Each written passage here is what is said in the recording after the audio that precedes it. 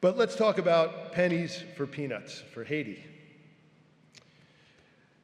This congregation has a long history of helping in Haiti.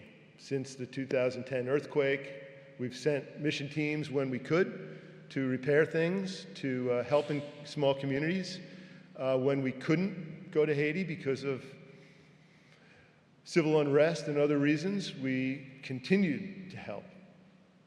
And we've done a lot over the past 15 years, and we continue to do a lot.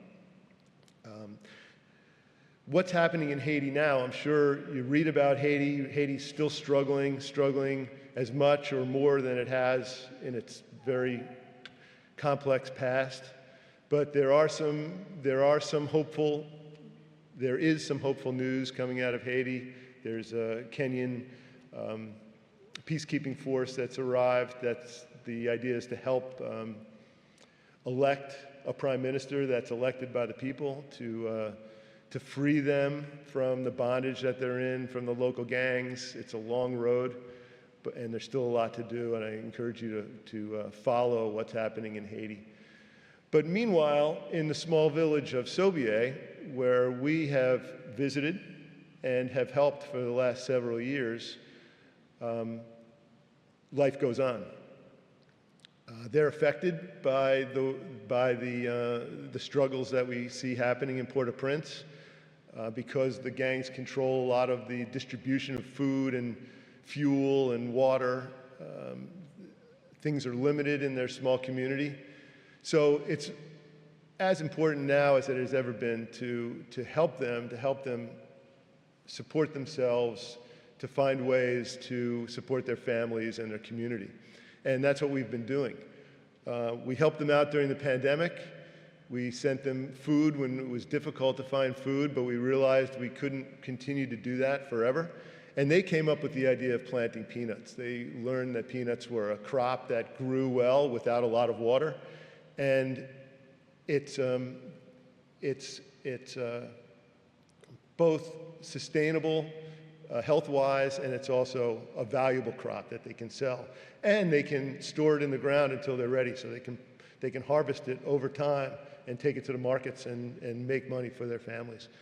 And the Pennies for Peanuts project allows them to do that. Every year we plant 20 plots in the village of Sobier. They save seeds from the year before that they can sow. This is the families in the community that are most in need that we're helping, but they're setting an example for other families in the community that can afford to plant.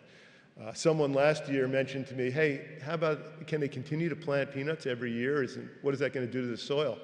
So this year we reached out, we hired an agronomist, a local agronomist. He told us how to amend the soil and how to make sure it's rich enough that it can sustain a yearly crop. So that was a great kind of advancement that we were able to do this year. We'd worked in the past with someone named Kaz. A lot of us here who have visited Haiti have met Kaz. He's a young man with a family, a Methodist, and he was our guide and our interpreter when we were in Haiti. He's been able to move his family from Haiti to Louisiana through legal programs. They've immigrated legally. They've been sustained and supported by a church in Louisiana. When Lee and I were in New Orleans, we got to go and visit them and to see what it's like for them to live in the U.S. A lot of hope for them. They have, Kaz has his wife and his wife's sister, and 2 of his children with him, and they're really flourishing being in the United States. They both have jobs, the kids are in school, they belong to a great church. The only complaint that he told me is that those of you who've been to Haiti know that the church services there can go on and on and on. And he said his church service only is 45 minutes. So it's not a problem. He solved that. He goes to both the 9 and the 10:30 service. So it feels like a Haitian service. But it was really great to go and see them and to see how they've done in the United States. We were able to send them a housewarming gift from our church when they first moved, and that really made a difference. So that was great to see. His good friend,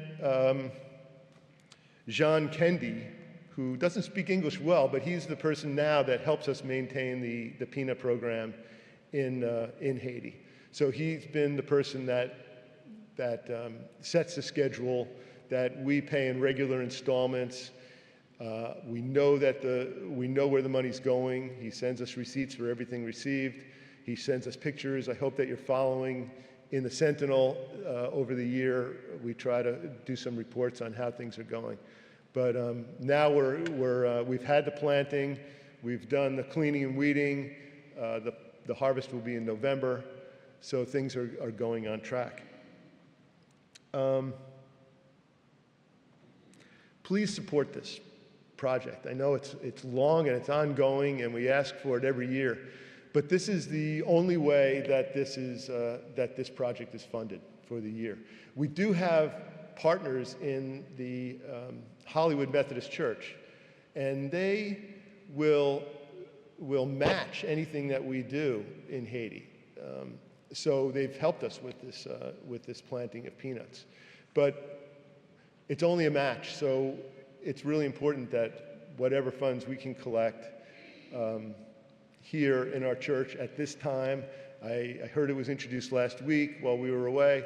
I heard there's a buzz about pennies for peanuts, so I met some people coming in with bags of coins, so I hope you can contribute. So today I brought my coins, and I'm gonna put them in this bucket. And I also know that the Pennies Plus for peanuts means that we can't just do it on pennies, so a check or some cash would be helpful. Or you can go online and you can donate there. These buckets, if you haven't heard this before, represent how we get work done in Haiti.